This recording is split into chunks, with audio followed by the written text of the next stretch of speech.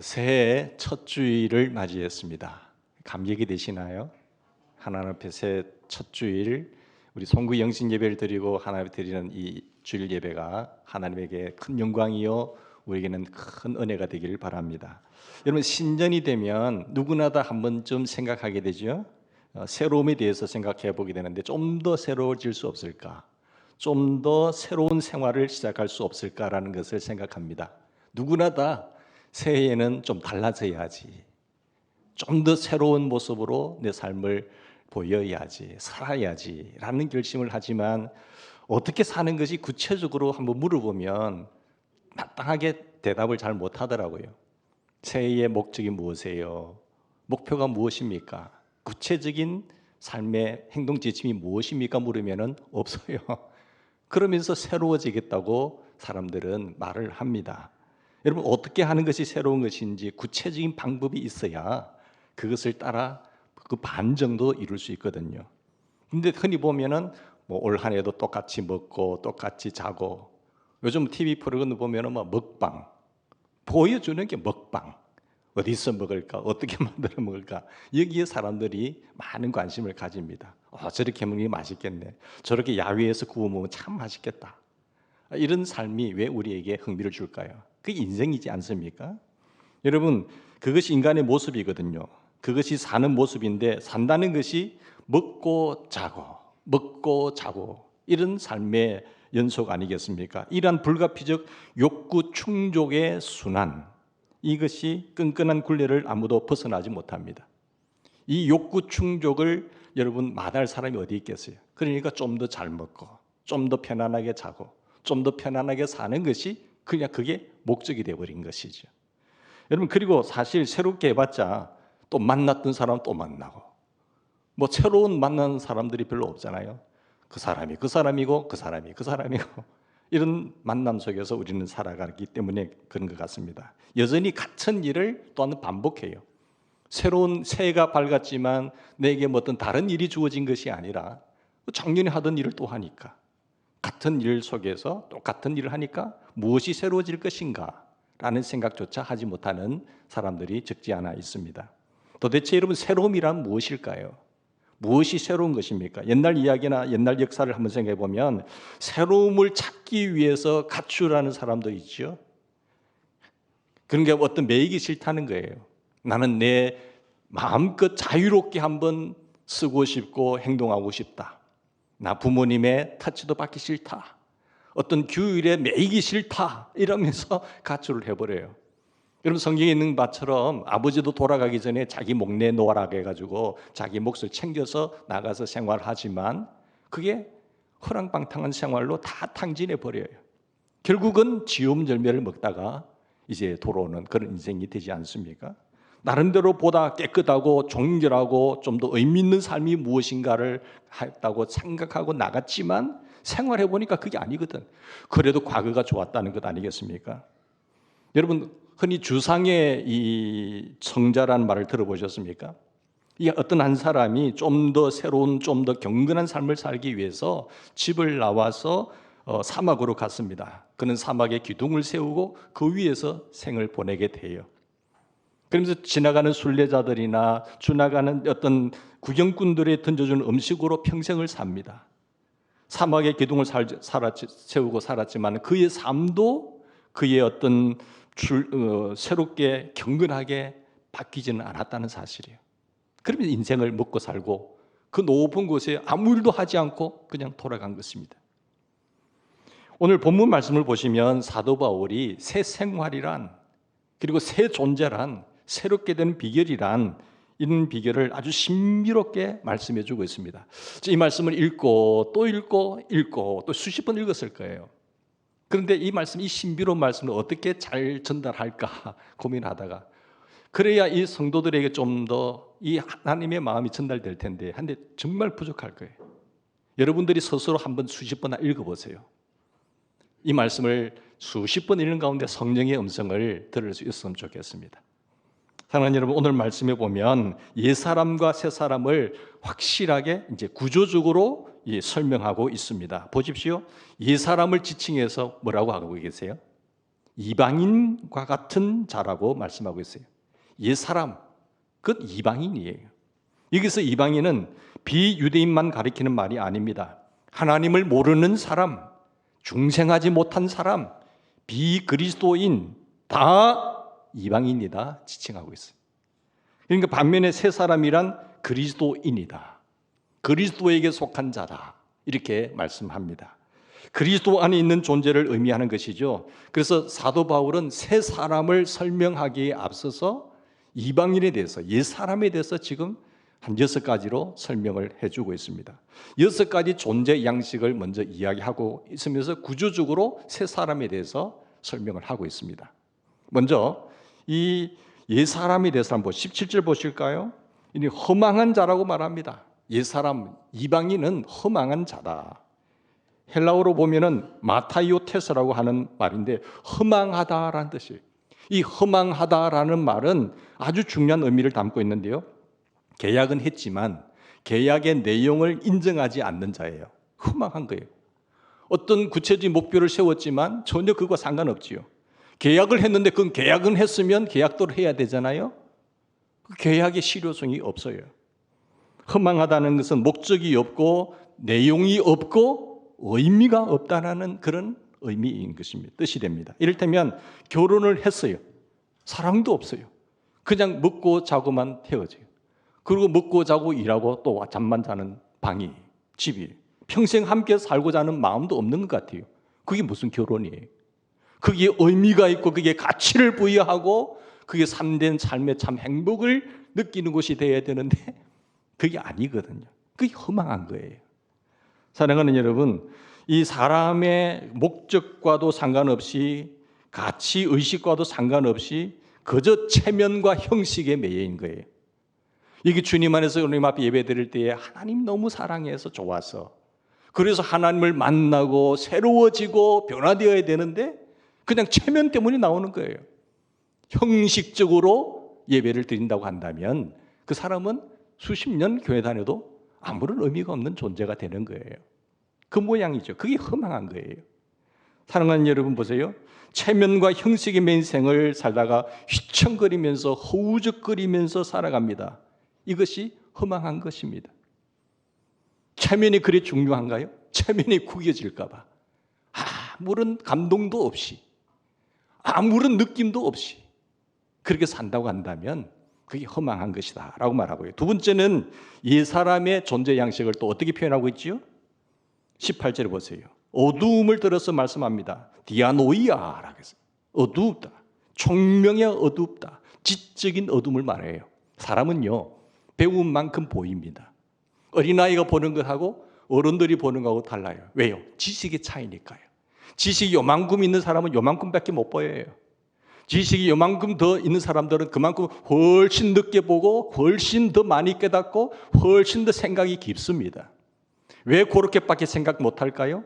그만한 수준이니까 그런 것이래요. 그런데 옛 사람 이방인들은요 생각이 총명이 어두워졌다라고 말씀하는 것이 이 어두워짐의 표현이 디아노이아라는 겁니다. 여러분 내 눈만 좋다고 해서 2.0이라 하더라도 밝다고 해서 다 보인가요? 아니에요. 빛이 없으면 볼 수가 없잖아요. 빛이 있어야 그래도 내 눈을 가지고 볼 수 있습니다. 어떤 사람을 보면 꽤 똑똑하다고 말해요. IQ도 좋다고 말해요. 스스로. 자기 착각이겠죠. 그런데 자기 딴에는 엄청나게 똑똑한 것 같은데 하는 짓을 보면 그렇게 바보일 수가 없어요. 아주 멍청한 행동을 하거든요. 자기는 잘했다고 하지만은 그럴 수가 없어요. 유치할 정도로 바보짓을 하고 있는 그런 모습이죠. 왜? 총명이 흐려졌기 때문에 그래요. 자기 IQ 좋으면 뭐해요? 총명이 흐려지면은 멍청한 행동을 후회할 행동을 한다는 것입니다. 왜? 그것은 빛의 근원으로부터 너무 멀어졌기 때문에 이제 그의 지성은 소용이 없습니다. 그 아무리 많은 공부를 했다고 하더라도 그것은 하나님과 상관이 없어요. 어두워진 지성이요 빛을 잃은 총명입니다. 이것이 바로 옛사람의 모습이에요. 이방인처럼 행하지 말라는 거예요. 그건 그리스도인이 아니라 이렇게 말하는 것이 이 디아노이아라는 것은. 자, 세 번째 뭐라고 말씀합니까? 옛사람은 무지하다. 무지하다고 사도 바울은 말씀하고 있습니다. 여기서 18절에 나오는 이 무지하다는 것은 아그노이안이라는 헬라어인데요. 이 말은 도덕적 죄는 무지에서 비롯된다라고 말씀하는 겁니다. 도덕적 죄를 왜 짓나요? 무지해서 그래요. 예수님께서 십자가상에서 돌아가실 때 당신을 못 박는 자를 위해서 뭐라고 말씀하셨나요? 저들이 하는 짓을 알지 못하나이다 이렇게 말하잖아요. 무지해서 하나님인 줄 모르고 지금 십자가에 못 박고 있는 거예요. 자기 하는 것을 알지 못합니다. 모르기에 죄를 짓는 겁니다. 그 좋은 시간에 여러분 한창 정직하게 일하고 열심히 공부하고 열심히 미래를 준비해야 될 청년들이 여러분 놀잖아요. 공부해야 할 시기에 공부를 하지 않아요. 그 좋은 시간에 공부하지 않고 그 시간을 허비하는 젊은이들을 볼 때 참으로 마음이 아파요. 부모님들이 아무리 공부 열심히 해라 해도 말 안 들어요. 그런데 마음이 아프지만 그의 미래가 돼서 어른이 되고 나면 후회를 하더라고요. 내가 왜 그때 그 좋은 시절에 그 좋은 시간에 왜 공부하지 않았던가. 이제 나이 들어서 좀 하려고 하니까 머리에 잘 들어가지도 않고 기억력도 안 되고 눈도 침침하고 얼마나 힘든 줄 알잖아요. 여러분 왜 그렇게 행동했을까요? 모두가 다 무지했기 때문이죠. 몰라서 그렇습니다. 젊다는 것이 얼마나 소중한지를 몰라요. 그래서 요즘 젊은이들 보세요. 다 캥거루 인생이 돼가지고요. 부모님 덩쳐먹고 살아요. 캥거루처럼 집을 떠나지 못해요. 사회적 책임이다, 국가적 책임이다, 시대가 그렇다 하지만 그거 하지 마세요.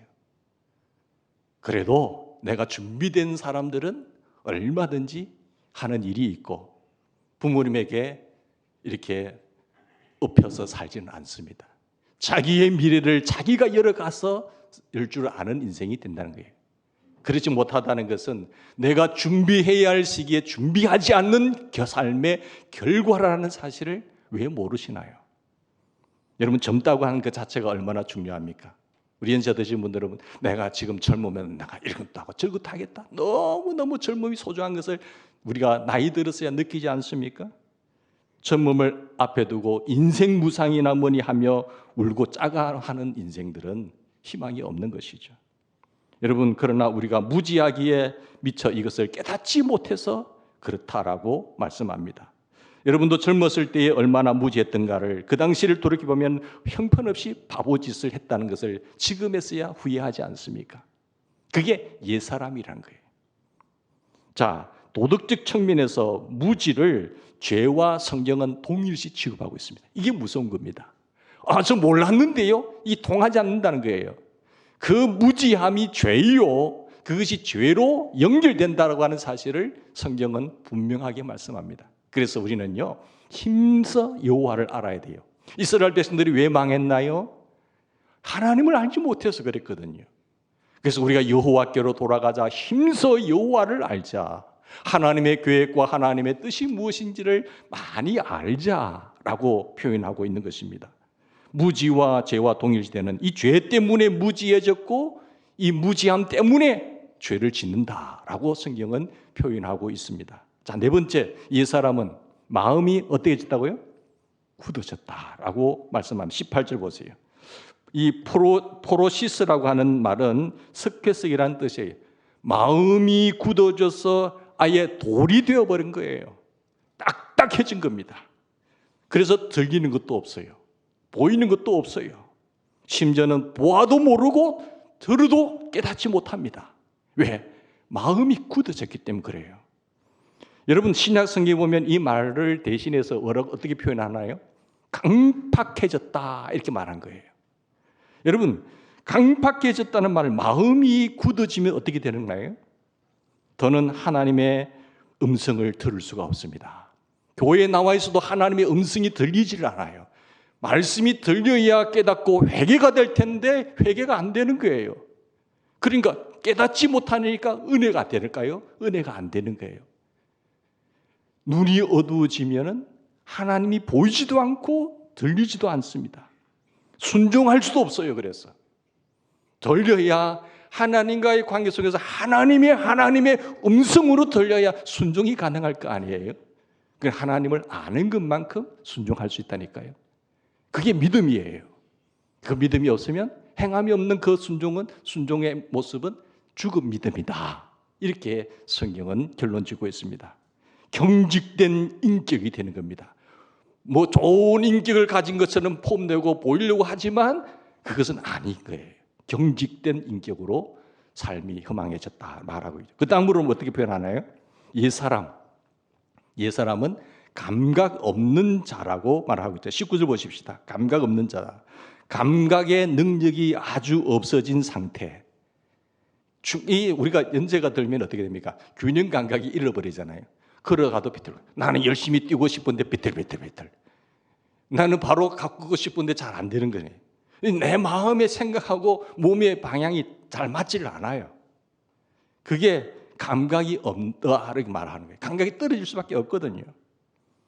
그러니까 특별한 용어를 여기서 완료형으로 쓰고 있습니다. 과거 완료형으로 여기서 감각이 없는 자다라고 쓰고 있습니다. 이미 무감각해졌다는 거예요.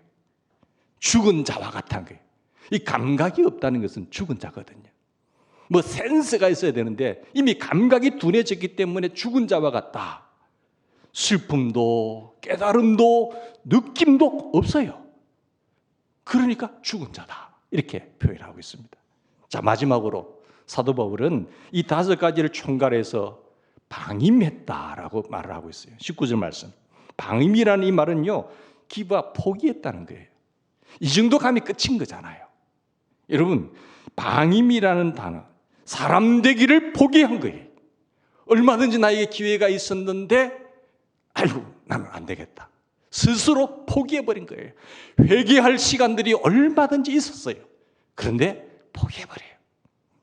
그리스도인 되기를 포기해버린 거죠. 옛 사람을 벗어버려야 되는데 이방인처럼 되는 것을 벗어버려야 되는데 포기했다. 방임했다라고 말씀하고 있습니다. 이 포기했다는 것은 뭘까요? 끝을 의미하는 거예요. 여러분 잘 아시다시피 이것은 마치 브레이크 없는 자동차와 같아요. 아무리 좋은 차도 성능이 좋은 차도요. 저 앞에 낭떠러지가 있으면 브레이크를 잡아야 되잖아요. 그래야 그 좋은 차의 기능과 모습을 유지를 할 수 있는데 이 브레이크가 파열되면요. 그냥 떨어져 버리는 거예요. 그러면 그 좋은 차가 다 망가져 버려요. 파괴돼 버려요. 쓸모없는 차가 돼 버려요. 자동차의 브레이크가 없다면 이렇게 되는 거예요. 육체적인 욕망과 우리의 어떤 잘못된 어떤 습관들이 이것을 일어날 때 제어할 수 있는 능력이 어디서 나옵니까? 마음에서 오거든요. 그게 이성입니다. 우리에게는 도덕적인 타락은 바로잡을 수 있는 또 양심이라는 게 있습니다. 근데 이게 망가져요. 브레이크가 파열돼 버리면요. 이 완전히 이거는 대책이 없는 인간이 되어 버리는 거예요. 그 욕심과 그 어떤 쾌락을 제어할 능력이 없어요. 왜 그랬나 하면 내 스스로 나도 모르겠어요. 이런 거예요. 왜 몰라요? 이미 그게 브레이크가 파열됐다는 것이죠. 하나님으로부터 멀리 떠나게 되면 허무와 시리와 절망으로 빠져든 인간에게는 이 브레이크가 없습니다. 브레이크 구실을 하는 말씀과 성령의 역사가 없어요. 그 음성을 듣지를 못해요. 사랑하는 여러분, 이제 줄이 끊어졌습니다. 줄이 툭 하고 끊어지면 그대로 내려앉고 마는 인생이 됩니다. 과거에 내가 어떤 삶을 살았다 하더라도 브레이크가 파열되는 순간 끝난 인생이 된다. 이것이 방임된 상태다라고 결론 짓고 있는 겁니다. 그래서 방탕한 생활로 치닫게 되고 살자는 것이 아닙니다. 죽자는 거예요. 죽자 이제. 영적 상태로 볼 때는 이미 죽은 상태예요. 그런 감각이 없잖아요. 이것이 옛사람의 모습이다. 우리 과거에 그랬잖아요. 이제 사도 바울은 그러면 그리스도인은 어떤 사람인가라고 구조적으로 이야기를 하고 있어요. 자, 그리스도인은 그리스도를 배우는 자입니다. 그리스도에게 속한 자예요.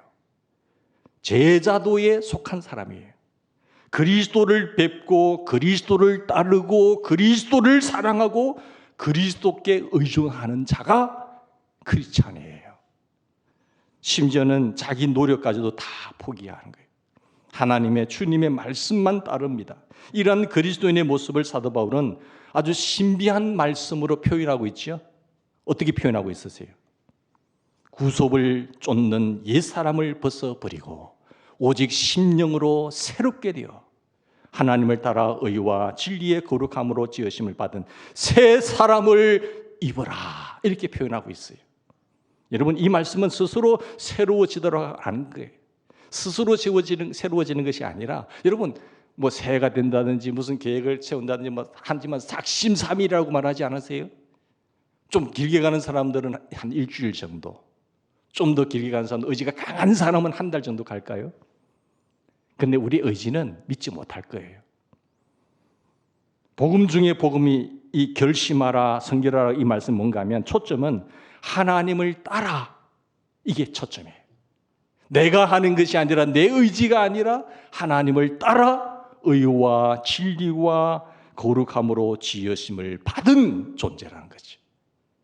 여러분, 그렇습니다. 내가 나를 짓는 것이 아닙니다. 내가 나를 거룩하게 하는 것 아닙니다. 나를 거룩하게 하는 역사는 하나님께 있습니다. 여러분, 인정하세요? 하나님께 있어요. 중생도 하나님의 역사요, 새로워짐도 하나님의 역사입니다. 그게 은혜지요. 사람이 성화되어 가는 그 과정도 하나님의 은혜예요. 하나님의 역사예요. 잊지 말 것입니다. 여러분, 스스로 깨닫고 결심해서 새 사람 되는 거 보았나요? 절대 그렇게 되지 않아요. 인간의 노력이란 이런 정도입니다. 선을 생각하다가도 위선자가 되고, 의를 생각하다가도 고집불통의 사람이 되는 것이에요. 본문 분명히 말합니다. 하나님을 따라 의와 진리의 거룩함으로 지으심을 받은 새 사람을 입어라. 여러분, 과거를 한번 돌이켜 보십시오. 하나님께서 나의 길을 막아셨던 때가 있으십니까? 없습니까? 하나님께서 나의 계획과 나의 가는 길을 막으셨을 때가 인생을 살아오면서 한 몇 번 정도 막으셨다고 생각하세요? 저도 몇 번 있는데 그때는 참 불편했어요. 그런데 지나고 보면 그때 하나님이 막으셨던 이유가 있더라고요. 모든 일에는 사람이 계획할지라도 막으시는 때는 이유가 있습니다. 여러분, 참새 한 마리도요, 하나님의 뜻이 없으면 떨어지는 법이 없어요. 인간의 생사화복은 누가 주관하세요? 하나님이 주관하세요. 그게 신앙인이잖아요. 그걸 믿는 자라 신앙인이라고 말해요. 우리 과거를 돌이켜보면 왜 하나님께서 내 인생에 있어서 그때 그걸 막으셨을까? 방탕한 길을 가지 못하도록, 죄 짓지 않도록 때로는 징계로 막으시고, 때로는 질병으로 막으시고, 때로는 실패로 막으셨어요. 이 어려운 사건들 속에서 우리는 새로워지는 겁니다. 그러면서 새로워지는 거예요. 아, 그때 하나님께서 막지 않았었다면 내 교만이 엄청났을 거예요. 때로는 하나님께서 사도 바울의 그 교만할까 봐 육체의 가시를 주잖아요. 하나님께서 그때 나를 막지 않으셨다고 한다면 나는 이 자리에서 있을 수 없을 거예요. 오늘 이 자리에 저와 여러분이 예배를 드릴 수 있는 자리에 있는 것도 하나님의 그 막으셨음을 아는 자들이 이만큼 온 겁니다. 내 가는 길 그대로 하나님 내버려 두었다고 한다면요, 우리는 이 자리에 예배자로 있는 것이 아니라 저 이방인들처럼 세상에서 생활하고 있을 거예요. 지금도. 하나님이 막으시는 것은 다 이유가 있는 것이죠. 새롭게 하기 위해서. 우리를 사랑하셔서 때로는 여러 가지 모양으로 막으신다는 겁니다. 여러분이 잘 아시는 대로 욥은 너무너무 모진 고생을 했습니다. 욥은 당대에 하나님을 잘 경외하는 사람이에요. 의인이에요. 누구보다도 하나님께 인정받은 사람이잖아요. 그런데 너무 무리가 심할 정도로 고생을 많이 합니다. 재산 다 잃어버리고 자녀들 다 잃어버리고 자기 몸에 병까지 들어서 친구들까지 와서 저주하지 않습니까? 그런데 그런 어려운 현실 속에서도 욥이 뭐라고 고백한 줄 아세요? 나의 가는 길을 오직 하나님이 아신다. 그가 나를 단련한 후에는 나를 정금같이 나오게 하실 것이라는 고백을 하게 돼요. 하나님, 나 정금 싫어요. 나는 이대로 편했으면 좋겠어요. 하지만 하나님의 계획인데 어떡하겠어요? 하나님 나름대로 특별하게 쓰시기 위해서 이런 연단을 하셨던 것 같아요. 그래도 우리 어려운 현실 속에서도 하나님만은 부인하지 맙시다. 하나님과의 관계성 속에서 바로서는 지혜로운 자들이 되기를 바랍니다. 하나님께서 거룩하게 하시니 거룩하고 내가 한 것이 아니잖아요. 하나님께서 겸손하게 하시니 겸손해지고 하나님께서 부지런하게 하시니 부지런해지는 겁니다. 저는 하나님의 절대적인 주권과 섭리를 믿습니다. 하나님이 하실 거예요. 하나님이 세우실 거예요. 하나님이 우리를 지키실 것입니다. 이 믿음 가지고 올 새 한 해도 주 안에서 승리하는 우리 인생이 되기를 주의 이름으로 축원합니다. 같이 기도하십시다. 하나님